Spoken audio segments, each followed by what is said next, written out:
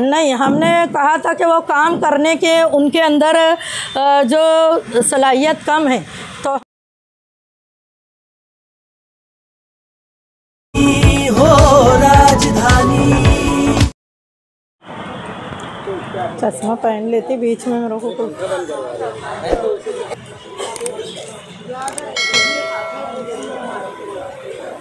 जी बोलिए।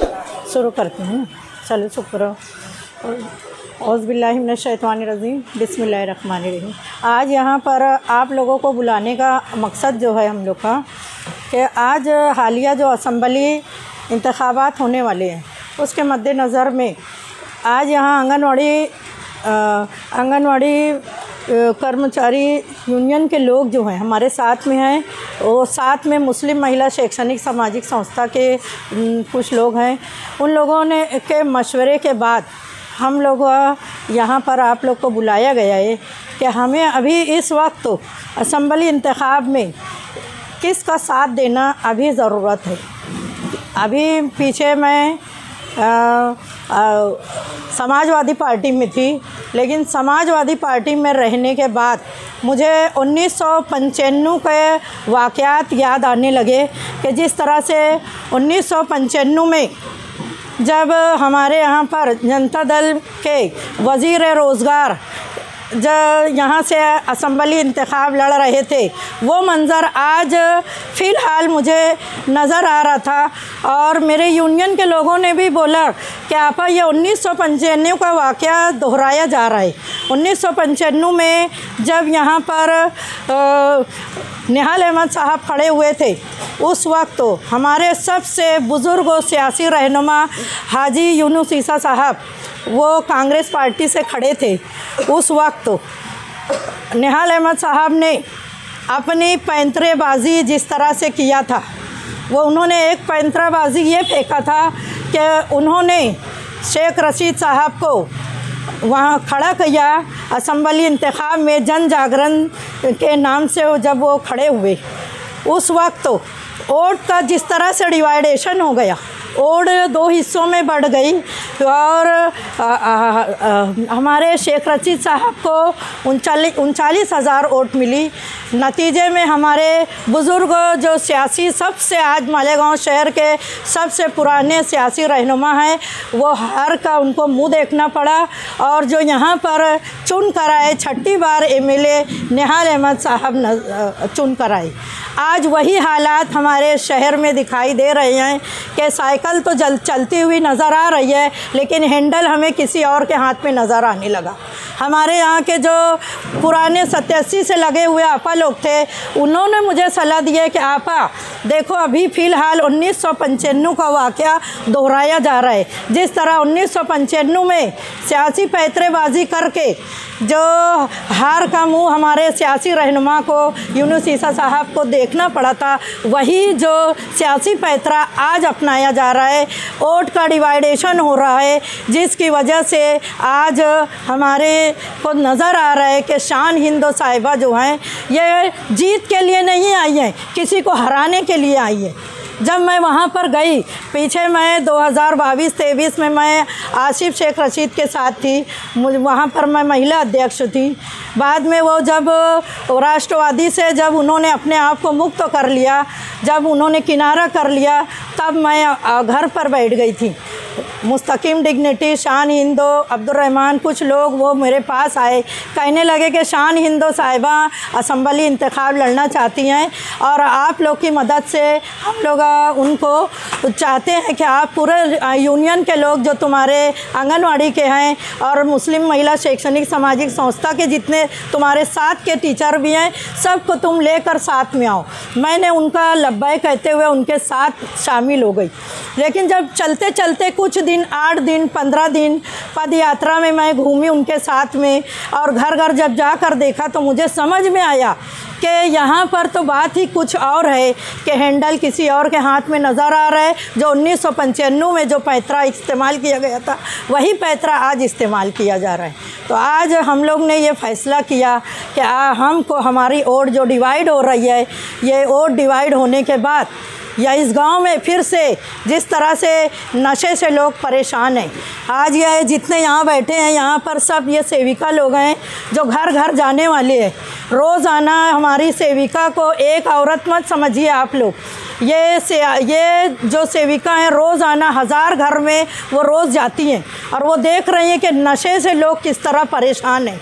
अगर किसी के घर में अगर एक बच्चा, एक लड़का नशे का आदी है तो पूरा ख़ानदान उस घर का परेशान रहता है और पूरे ख़ानदान में भूखमरी की नौबत आती है। आज हमारा अगर वोट का डिवाइडेशन हो गया तो जिस तरह से लोग हम देख रहे हैं कि गुंडागर्दी शबाब पर है, आज जमहूरियत का खून किया जा रहा है। आज खुलकर कोई झंडा और फूल पहनता नहीं है, क्यों, किस लिए कि पता नहीं इलेक्शन के बाद हो सकता है कि हमें मारा जाए, पीटा जाए। जमहूरियत का खून होते दिखाई दे रहा है, इसलिए हम लोगों को ये कदम उठाना पड़ा कि हमको इत्तेहादुल मुस्लिमीन के साथ ये मुफ्ती मोहम्मद इस्माइल का साथ देने के लिए हम लोग यहाँ पर आपके सामने जमा हुए हैं। जब साजन मिहाल अहमद साहबा थी 1994-95 में हम लोगों की एक बालवाड़ी थी। बालवाड़ी के टाइम से मैं उनके साथ में काम करती हूँ, लेकिन उनका ऐसा रवैया देखते हुए हमारी कुछ सेविका जो यहाँ आपको दिखाई दे रही हैं, ये लोग उनके साथ जाने के लिए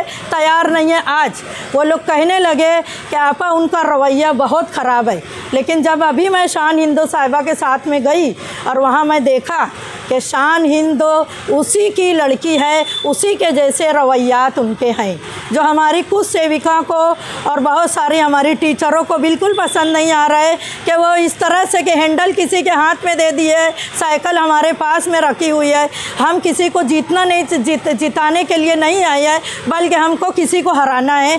जब ये बातें हमारे लोगों ने महसूस किया तो हमने चाहा कि बिल्कुल नहीं, जब अगर वो किसी को हराने के लिए आए हैं तो हम उनके साथ में बिल्कुल नहीं रहेंगे। हम जो जीतने वाले हैं उनके साथ में जाएंगे। साइकिल का हैंडल किसके पास है? साइकिल का हैंडल आप लोग तो भी पत्रकार है, आपको भी दिखाई दे रहा होगा। जिस तरह से 1995 में जब इधर से तीर चलाया गया था, आज जो है उल्टा पैतरा चल रहा है कि आज हमको दिखाई दे रहा है कि शेख आसिफ साहब के हाथ में हमको हैंडल दिखाई दे रहा है।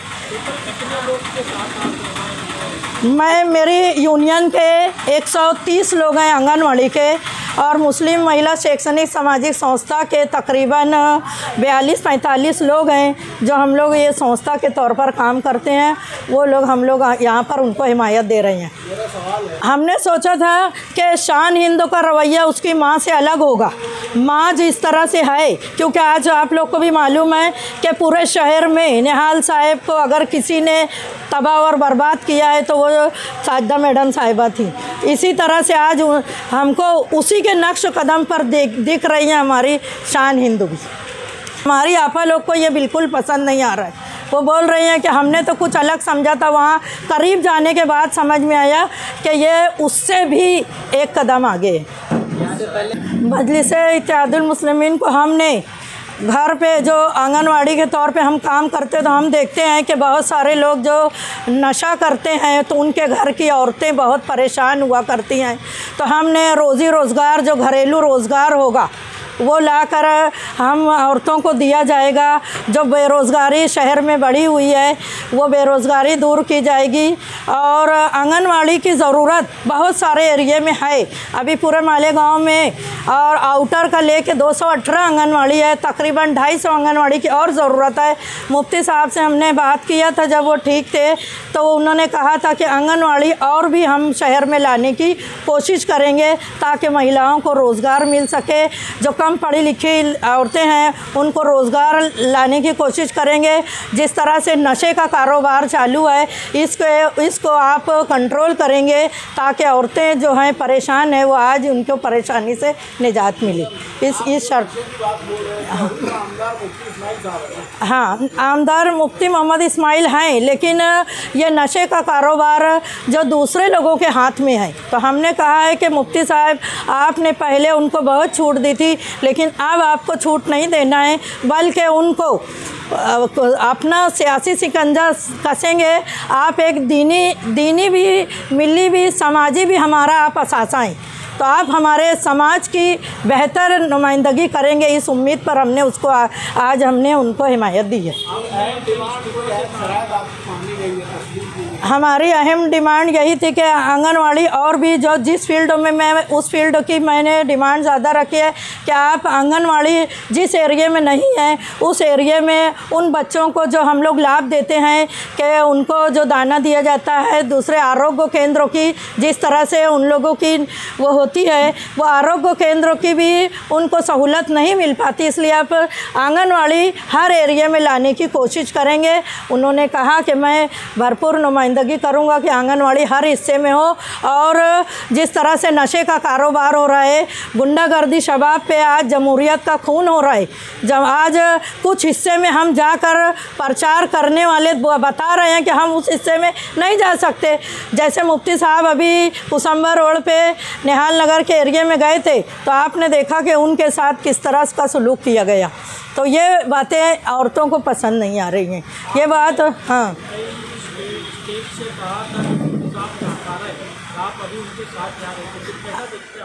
नहीं, हमने कहा था कि वो काम करने के उनके अंदर जो सलाहियत कम है, तो हमने अब उनको कहा है कि आपने आपकी सलाहियतों को बरुए कार लाइए, आपका जो पद है उसको आप देखिए कि किस तरह से आप क्या काम कर सकते हैं, शहर को बेहतर नुमाइंदगी आप दे सकते हैं। तो उन्होंने कहा कि इंशाल्लाह कोशिश करेंगे कि हम शहर को बेहतर से बेहतर नुमाइंदगी। राष्ट्रवादी में मैं थी, आसिफ शेख रशीद साहब ने जब मुझे अपने साथ लेकर गया, मैं उनके पास में थी। जब उन्होंने राष्ट्रवादी छोड़ा, उन्होंने डिज़ॉल्व किया, तो उस वक्त मैं फिर जब उन्होंने फैसला किया कि आज़ाद हम अब पार्टी बनाएंगे, तभी मैं वहाँ से अलग हो गई। और उनके बाद में उन्होंने भी बुलाया नहीं और मैं भी गई नहीं कि आज़ाद हमारी पार्टी है, आप लोग यहाँ पर आइए। शान हिंदो साहिबा 2 महीना पहले मेरे पास खुद आई और उन्होंने कहा था कि इन चीज़ों पर जो मैं अभी बोल रही हूँ कि आंगनवाड़ी और भी होना चाहिए, नशा मुक्त हो, और ये सब चीज़ों उनको भी मैंने यही शराइत रखी थी। प्लस मैंने कहा था कि महिला अध्यक्ष के तौर पर मैं काम करूँगी। उन्होंने हर बात को तस्लीम किया था। लेकिन जब मैं वहाँ पर गई और वहाँ जाने के बाद देखा कि यहाँ पर आज भी वो 1995 का जो वाक़या मैंने बताई है कि वही वाक़या मुझे आज के हालिया असम्बली इंतखाब में नज़र आया। कि ना आप शान हिंदो साहिबा से पूछ सकते हैं कि हमने जब भी पैसों का कोई डिमांड नहीं किया था, और यहाँ भी हमने बिला शर्त उनको हिमायत दी है कि आप लोग हमारा सिर्फ काम कीजिए, हम लोग हर सेविका और हर शिक्षिका आपका काम बराबर करेंगे। तो औरत को मैं क्योंकि समाजवादी में थी उस वक्त तो मैंने ऐलान किया था, लेकिन आज मेरा ऐलान ये होगा कि जो लोग अपना हैंडल किसी के हाथ में ना दे, अपनी सियासत खुद चलाएं और सिर्फ समाज के लिए वो काम करें, और इसलिए नहीं कि किसी को हराना है बल्कि इसलिए कि तुमको खुद जीतना है।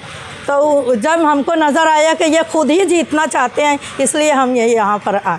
1999 में ऐसा हुआ कि जब तक बिरादरीवाद खुद खुलकर होने लगी थी, और 1999 में जब हमारे शहर के जो वज़ीर रोज़गार जो थे जनता दल के निहाल साहब ने उनको एक सियासी पैतरेबाजी के तौर पर उनको खड़ा किया था, लेकिन जब उनको 34,000 वोट मिल गई तो उन्होंने सोचा कि मैं बिरादरीवाद करके जीत भी सकता हूँ। उन्होंने खुफिया मीटिंगें लेना शुरू किया, और खुफिया मीटिंगें लेने के बाद में नतीजे के तौर पर ये आया कि 1999 में शेख रशीद साहब यहाँ से असम्बली इंतखाब जीत गए।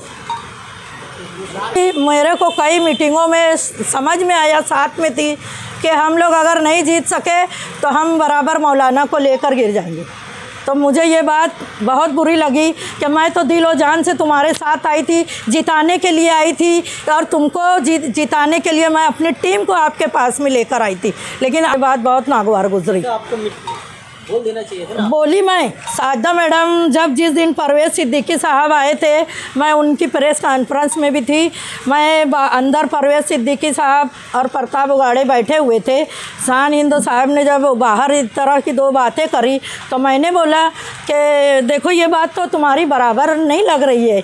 तो साजदा मैडम अंदर से चिल्लाने लगे, क्या बात कर रही तू, बिल्कुल ये सब बात बिल्कुल यहाँ मत कर, मली मैडम गलत बात कर रहे। उन्होंने वहाँ पर मेरा सोचे कि अब ये मेहमान के सामने ये बात हो रही है, तो उन्होंने फ़ौरन कहा, अरे आंगनवाड़ी में तुम लगाने वाली मैं है।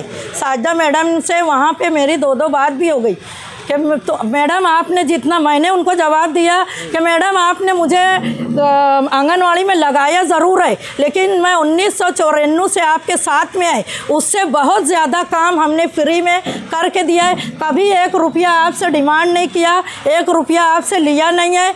आप अगर 1 रुपया दिए होंगे आंगनवाड़ी में लगने के बाद तो आप बोलिए। मैडम बोले बड़ी बड़ी बातें मत करो। मैं बोली नहीं मैडम, जो गलत बात हुई है मैं उसका विश्लेषण कर रही हूँ। मैं आपको जिताने लाई थी यहाँ तक। मैं समझ रही थी कि औरत को देंगे। आंगनवाड़ी महिलाएं किसके लिए काम करती आंगनवाड़ी महिलाएं और बच्चों के लिए काम करती है। सरकारी मतलब शोभा है। हाँ, सरकारी सुविधा उनको मिले। आपको पेमेंट कहाँ से मिलता है? हम लोग का पेमेंट मानधन जो है कुछ हिस्सा सेंट्रल से आता है और कुछ गवर्नमेंट का आता है, और कुछ हिस्सा है तो हमारे राज्यसभा से आते हैं। आप एक गवर्नमेंट सर्वेंट के तौर पर मतलब आप लोग काम करते हैं? गवर्नमेंट तो नहीं, हमारा मानधन है। हाँ, सरकारी पेमेंट ही आपको नहीं, सरकारी पेमेंट नहीं माना जाएगा। मानधन को मानधन कहा जाता है। सरकारी पेमेंट अगर होती तो हम लोग आज यहाँ पर नहीं आते। यहाँ पर आप लोग सुबह डायमंड कारपेट, हमारे वहाँ कारपेट, ग्रास, हेडलोन, रेलवे वाला कारपेट होलसेल रेट में दिया जाता है। हमारा पता याद रखें, मुस्तफ़ा बंगार बाज़ार, डायमंड कारपेट।